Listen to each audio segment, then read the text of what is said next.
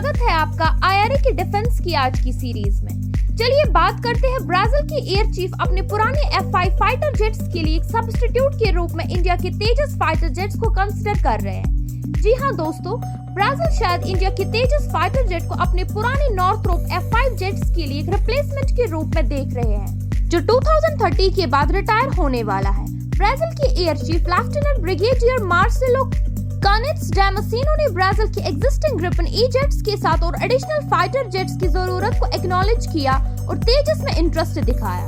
तेजस mark 1A और future तेजस mark 2 दोनों ही Brazil के नेक्स्ट जनरेशन फाइटर एक्विजिशन के लिए कंटेंडर्स है, क्योंकि ये दोनों वेरिएंट्स उस टाइम फ्रेम में प्रोडक्शन में रहेंगे जो ब्राजील अपने F5 जेट्स को रिटायर करने की सोच रहा होगा।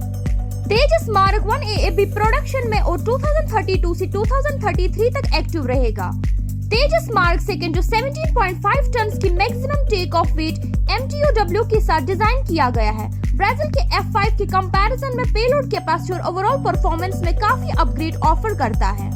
ब्राजील को इंडियन वेपन्स में इंटरेस्ट है, जो बार्टर डील्स के थ्रू उनके खुद के फर्म्स जैसे एम्ब्रायर के साथ प्रोकर किया जा सकता है।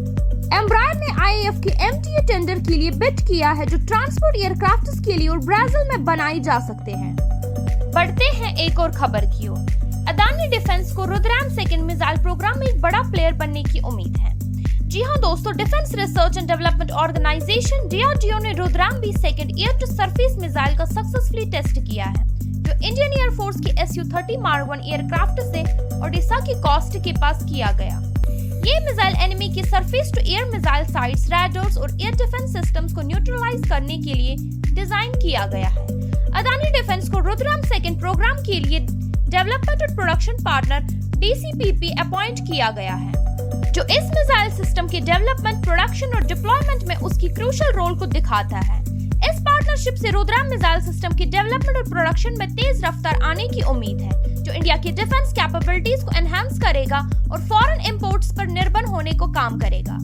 ये कोलैबोरेशन गवर्नमेंट की इंडिजीनियस डिफेंस मैन्युफैक्चरिंग को प्रमोट करने और क्रिटिकल डिफेंस टेक्नोलॉजी में सेल्फ सफिशिएंसी को बढ़ाने की कमिटमेंट को भी दिखाता है। बढ़ते हैं एक और खबर की ओर।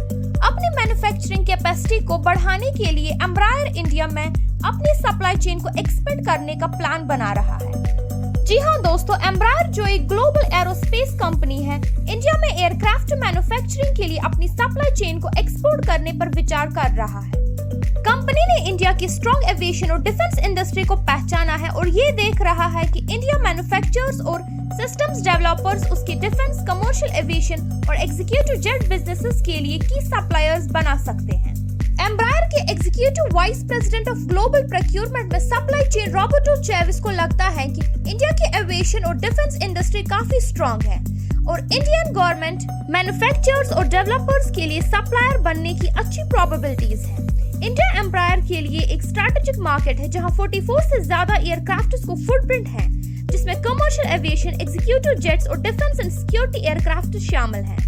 एम्ब्रायर इंडिया को रीजन में एक की पार्टनर के रूप में दिखाता है और एक्सपेक्ट करता है कि एक extensive local supply chain programme implement करेगा, जिसमें एक असेंबली लाइन भी शामिल होगी अगर C390 को इंडियन एयरफोर्स के MTA प्रोग्राम के लिए सिलेक्ट किया जाता है। हमारे साथ बने रहने के लिए शुक्रिया। मिलते हैं अगली खबर के साथ अगली वीडियो में।